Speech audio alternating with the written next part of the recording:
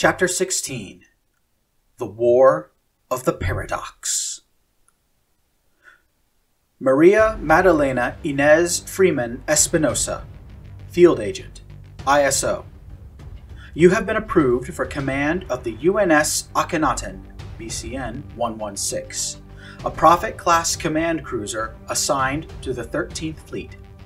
In accordance with the request of ISO Director Scarlett Freeman and special permission granted by UN Secretary-General Pascal Etienne, you are hereby granted the rank of Commander within the United Nations Navy, and you shall receive the authority and responsibility that comes with it.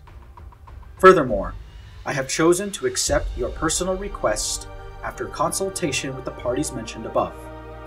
The UN Starfleet Register will acknowledge your choice to rechristen the ship under your command. The register will be updated with the new name.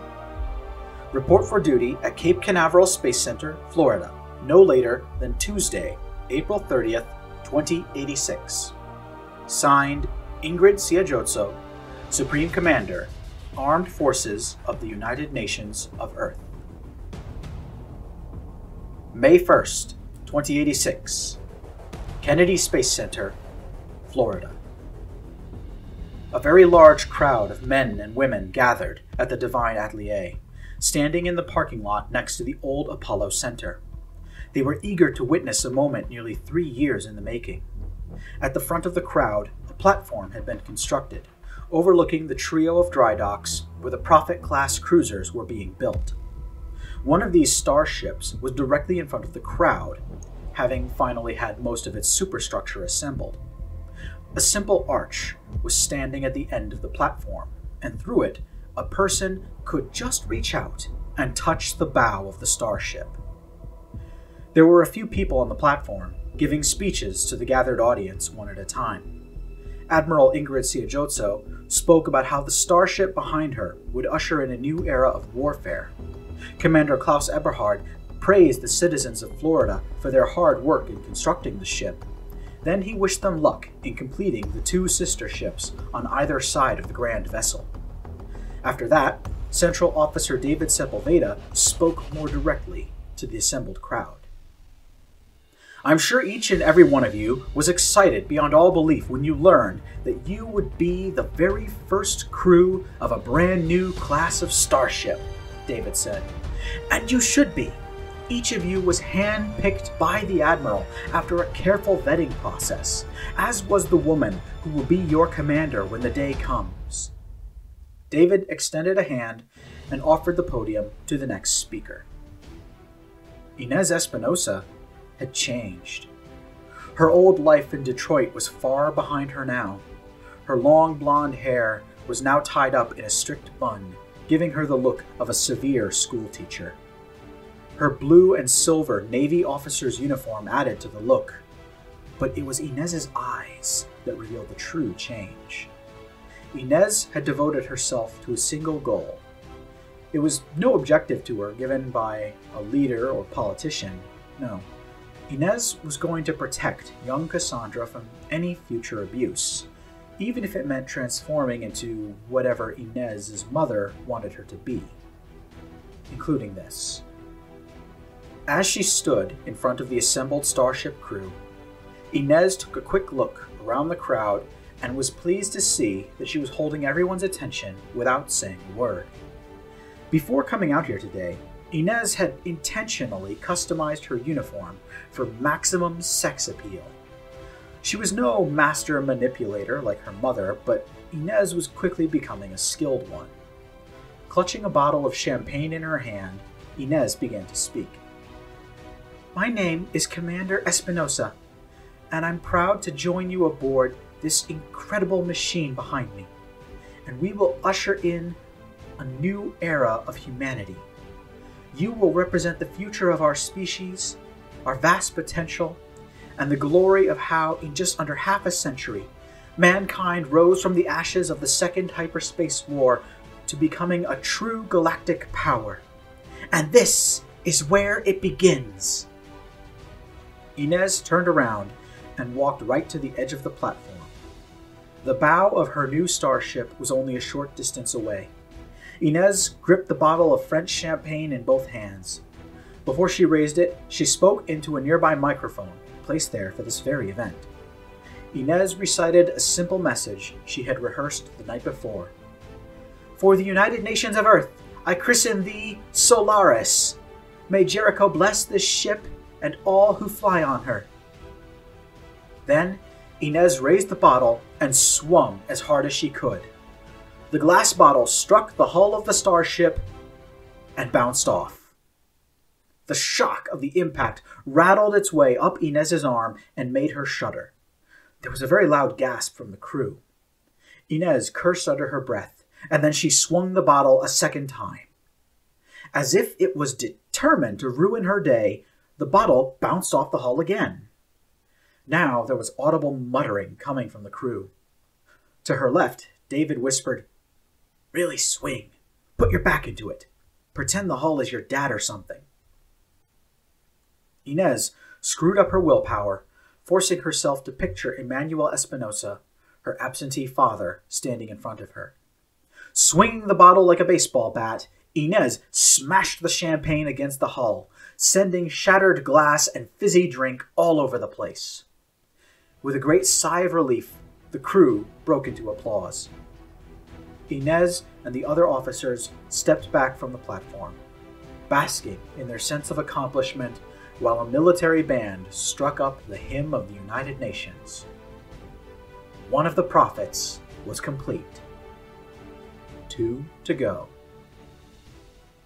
May 2nd, 2086. Ruins of Yorktown, Virginia. About an hour after midnight, the spaceplane Niagara glided to a silent landing at an open grassy field near the Atlantic coastline. Without any city lights to spoil the view, the vast expanse of the starfield above seemed to just go on forever. As soon as he stepped off the Niagara, Lawrence Ridge took a deep breath. The air in Virginia was different from the air in Michigan. It was muggy and smelled of salt, but there was also a distinct aroma of sulfur. Looking around, Lawrence took a moment to appreciate a spectacular sight. The York River, wide and deep, dominated the landscape. Just to the north of where the Niagara had landed, the river separated Lawrence and the ship from a towering inferno. On the far side of the river, an American city was burning.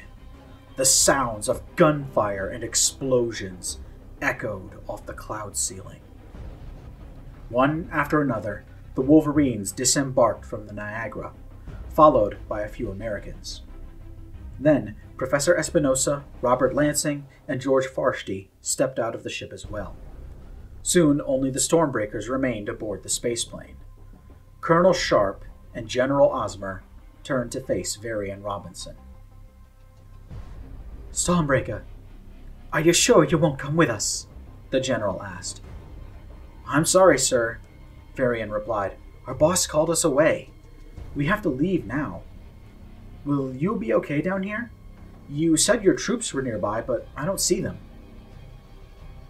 "Yes, but you can hear them," Osmer replied, gesturing to the sounds of distant gunfire. "The people of this land are hostile to Pascal Etienne's government, and the colonel and I will find it very easy to secure a safe passage across the York River. Your companions have already asked to come with me, and I say again that you are more than welcome to join us. Unlike the xenophobes in Berlin, we are honored to fight and die alongside our alien allies." "We are grateful for the offer," Varian replied, "but my friends and I have a new mission." "You're going to rescue your friends?" Colonel Sharp asked. "No," Varian replied. "My friends and I are going to the Angel Moon. We have to speak with one of our allies and ask for their help." "Bring those allies to Earth," General Osmer said. "The professor is going to give us all of his intel on Cape Canaveral, so by the time you get back, we'll be ready to make a move." "Keep the faith, Robinson," Piper said as she gave Varian a hug. The 4 Wolverines and their companions waved as Varian retreated inside of the Niagara. Then the space plane thundered down the road and lifted off into the sky. Lawrence, Jay, Sarah, and Piper joined the American leaders, while Jay addressed his father. "Dad, do you really want to stay here with us?" Jay asked. "I can get a plane to take you back to Michigan and the family." Robert shook his head. "No, I'm in this for the long haul, son," he replied. "What's the game plan?" Professor Espinosa pointed to the dark horizon. "The final stages of the Prometheus project will happen at the Cape Canaveral spaceport on the Florida coast. The UN has a huge operation at the Kennedy Space Center right next door. If you guys can storm the place, I can show you where they're turning children into psionic batteries." "Leave that to me," Colonel Sharp said. "We can put out the word and have a battalion of American soldiers out there quickly. My people are moving as quick as they can, but it'll take some time to move all the way from Montana to Florida." Emmanuel shook his head. "You'll need more than that," the professor said. "There's a whole army at Cape Canaveral. You'll need a bigger force than that just to get in the door." Piper scratched her chin. "Or maybe we need to weaken them before we try to attack," she suggested. "I know some people down in Florida. Contacts from my days spying on the ISO. George Farshty nodded. "So we have a plan then," he said. "We link up with Osmer's troops, then make our way to Florida. Everyone chase down your contacts in the area, and once we have resources, weapons, and manpower in our corner, we make a play for Canaveral."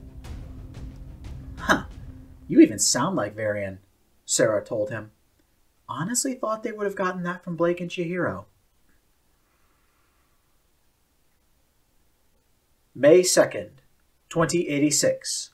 Canista Star System, Higaran Empire. With an all too familiar humming sound, a quantum wavefront opened up and deposited the space plane Archangel into normal space.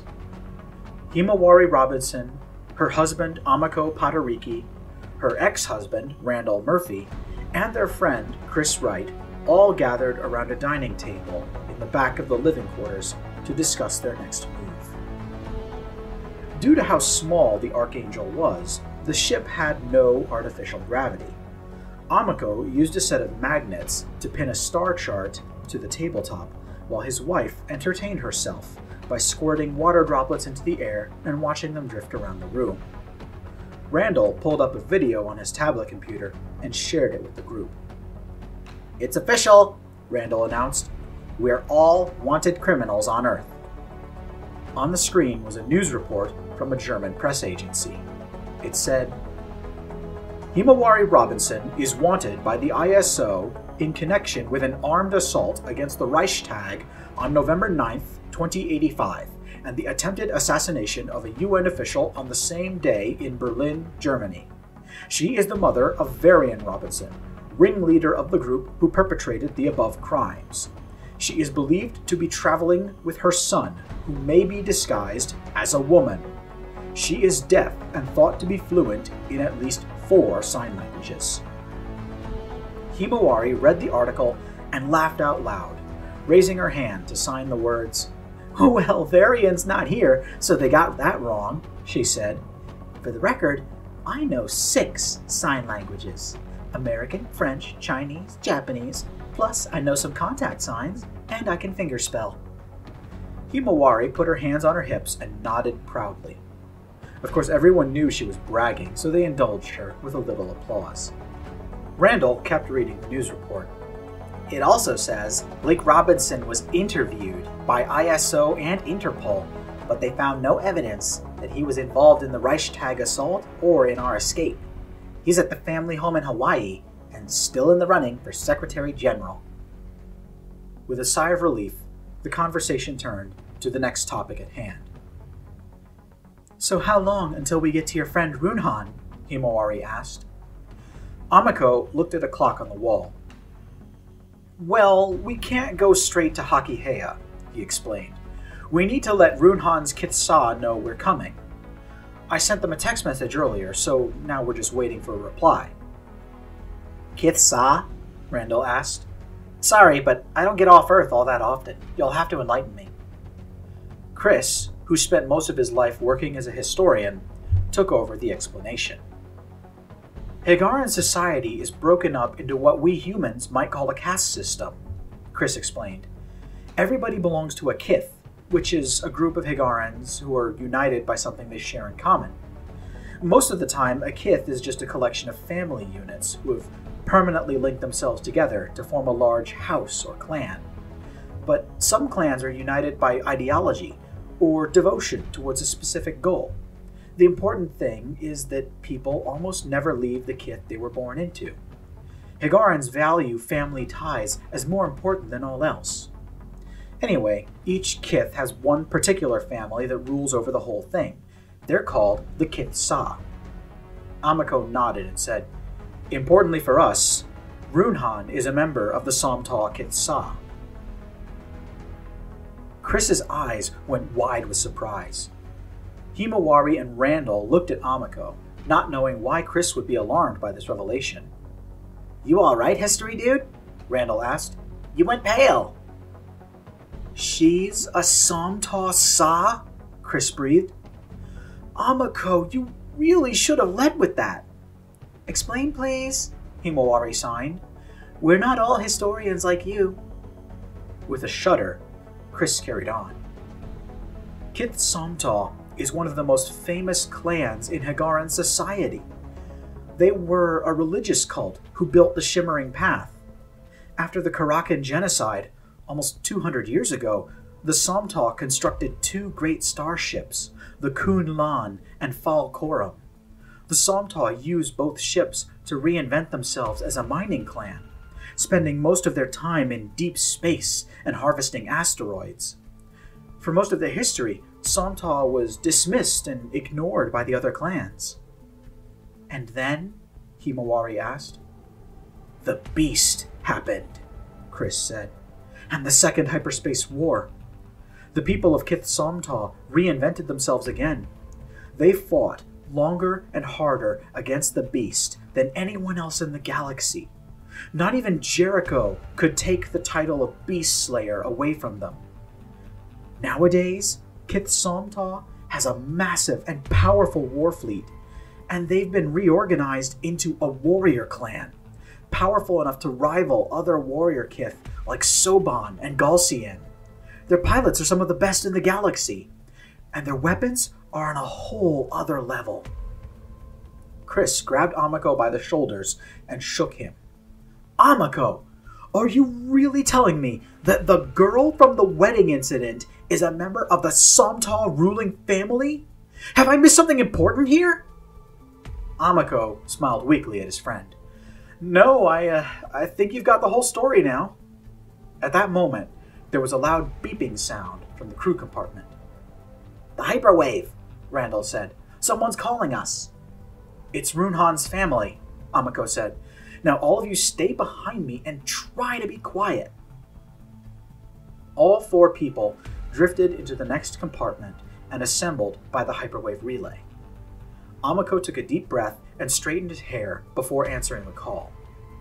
All around the cabin, little hologram emitters activated, and in mere seconds, Himawari and her friends were standing face to face with the holographic representation of 6 Higarans.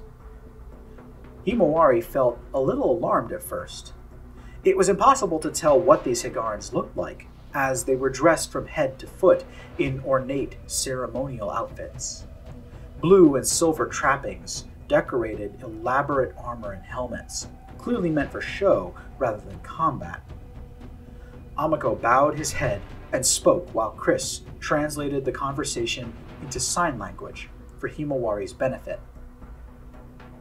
"Honored greetings, Somtaw Kith Sa," Amiko began. "Did you receive my request for permission to visit Runhan in Hakihea?"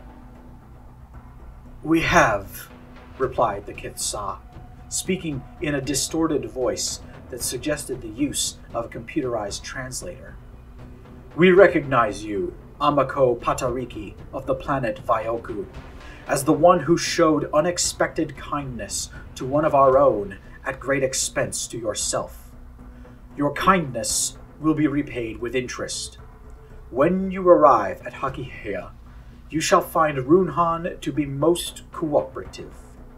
Your vessel will be serviced, and you and your crew will enjoy the protection of Kithsum-Ta so long as you remain in our space. Amako started to speak, but the Kithsa cut him off. However, you must respect the tenuous political situation. The recent developments in the Galactic Council cannot be ignored. Since you are Partogan and your companions human, your freedom to move about the city will be restricted by Sumta security forces. You will not be permitted to contact any representative of the Partogan government while you are in our territory. Any attempt to aid or abet the enemies of Kithsum-Ta will be punished quickly and harshly. Is this clear? Yes, Kitsa, Amako said. Very clear. Archangel out. The hologram vanished as the Kitsa terminated the call. Amako let out his breath and relaxed. That will always be scary, he muttered. Okay, let's fire up the hyperspace module and head for Hakihea. Is everyone ready? While Chris and Amako went off to the cockpit to activate the hyperspace system, Randall looked at Himawari and asked, Wait a minute, what happened at the Galactic Council? A few hours ago, the Galactic City, Angel Moon. The Niagara emerged from hyperspace and found itself above one of the most well-known locations in the galaxy. Down below, like the jewels at the end of a silver necklace, two beautiful worlds hung in the inky blackness of space.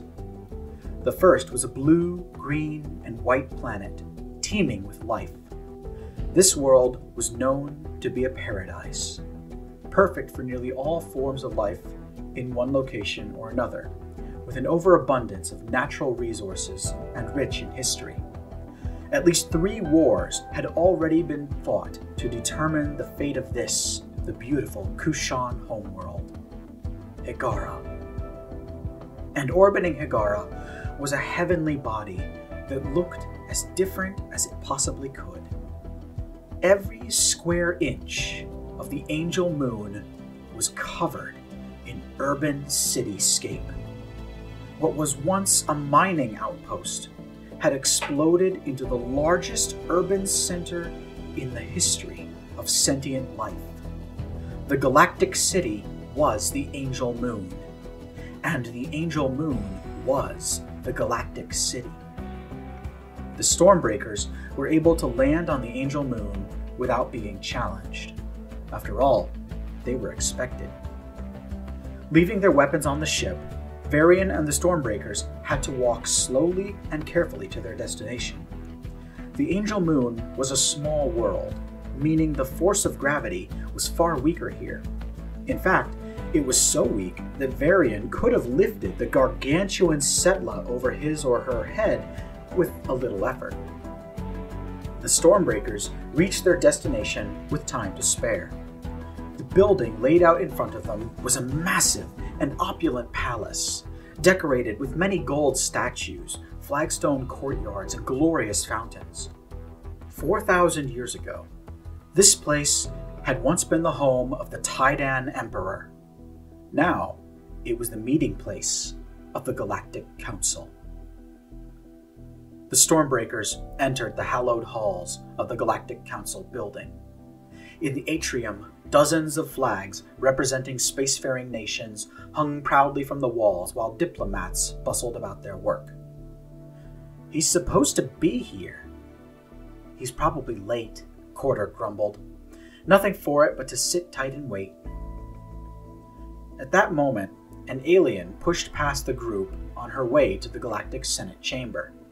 She was a bird-like avian with a sharp yellowish-gray beak. Clutching a binder of papers in her clawed hand, the avian diplomat looked briefly at the Stormbreakers and then did a double take. She approached the Stormbreakers and spoke in a shrill language. Varian, Setla, Kingi, Corder, and Maui could not understand a word this alien was saying, but luckily, Nainu stepped forward and quickly put his talents as a polylinguist to use, erasing the language barrier between the Stormbreakers and this alien woman. "Hey, are you guys waiting for someone?" the avian asked. "We're waiting for the representative from the Emerald Institute," Kingi replied. "We have business with them today." The avian gasped. "Oh, well, you're in luck. The director of the Institute is actually here today, because there's going to be an important vote. Follow me. I'll take you into the Senate chamber, and once the voting is over, you can meet your man." The Stormbreakers fell in line behind the avian, following her towards the Senate chamber. "I'm sorry, ma'am," Nainu said. "Could we know your name?" "Erabik," replied the avian diplomat. "I'm the ambassador of the Ozcox people." "Ozcox?" Quarter repeated. "I've never heard of them." "That's understandable," Erabik repeated. "We never developed space travel on our own. Our planet was caught in the crossfire of some war between two spacefaring nations, and we got conquered twice while we were still learning how to build airplanes. Here's the door." Erabik pushed the door open and allowed the Stormbreakers to join her at the Ozcox delegation.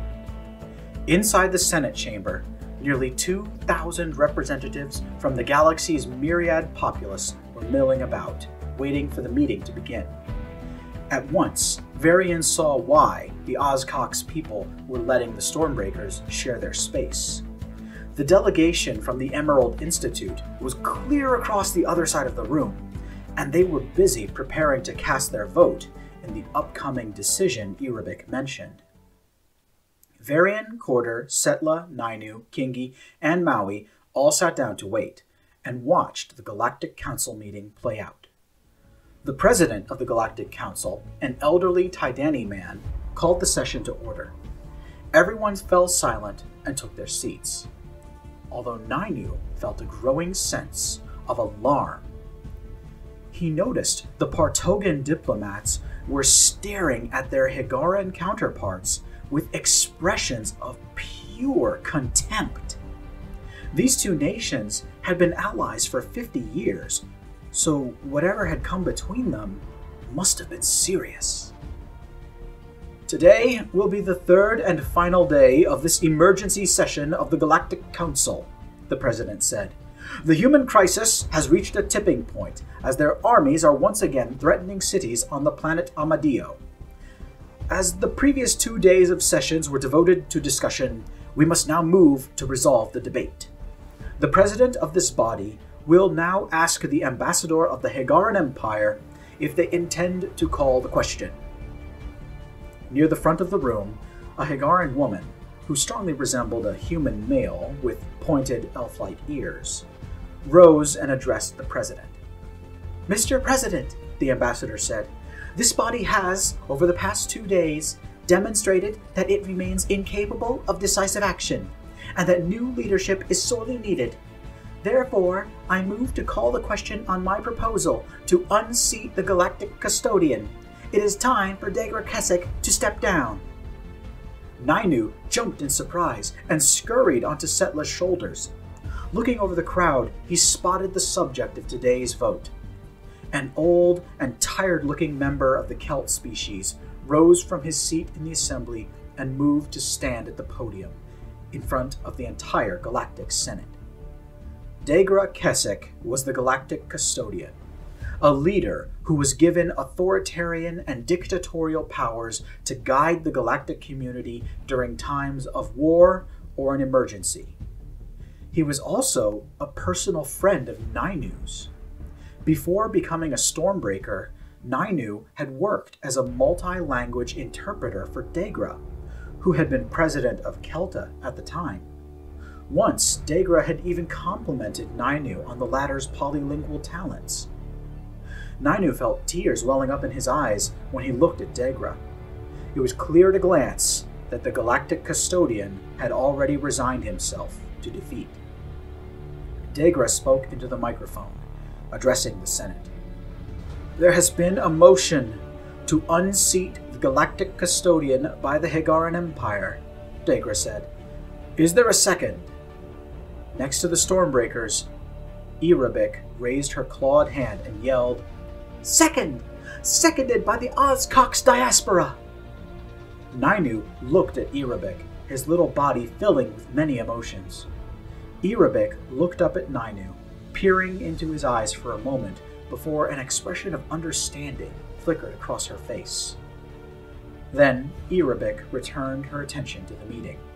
A moment later, so did Nainu. "There is a motion on the floor to unseat the Galactic Custodian," Degra said.